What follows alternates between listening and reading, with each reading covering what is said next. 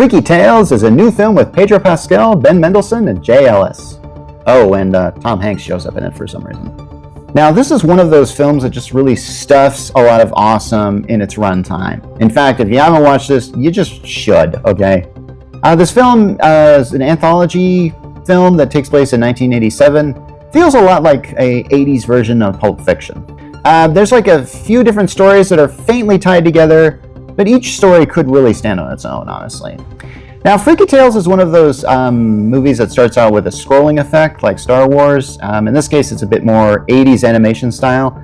But what makes it different is you actually hear the narrator read the scrolling, and to make it even more awesome, there are times where the narration, or that is, the guy reading it, and the text just does not match.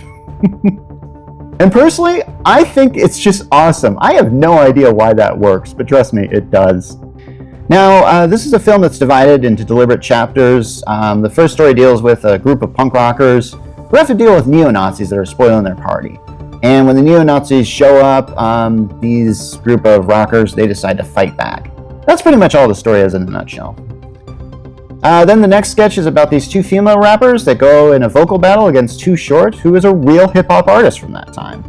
Granted, it's played by an actor because, well, time. Okay, then there's the story that Pedro Pascal is the center of.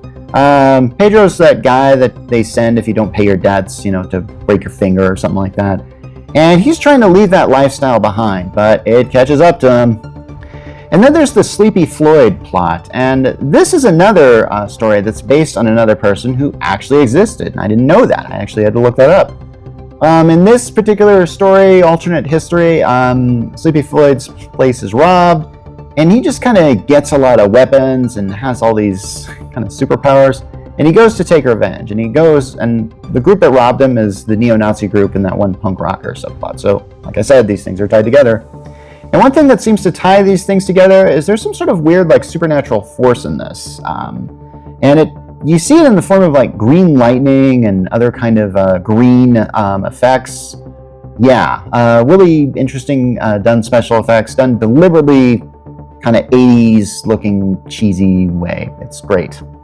And this is one of those films that you watch and it rewards you for paying attention. There's this one kid who's selling a mixtape, and you could tell that the mixtape is just the soundtrack for the film. Just cute stuff like that. Very good, interesting meta commentary.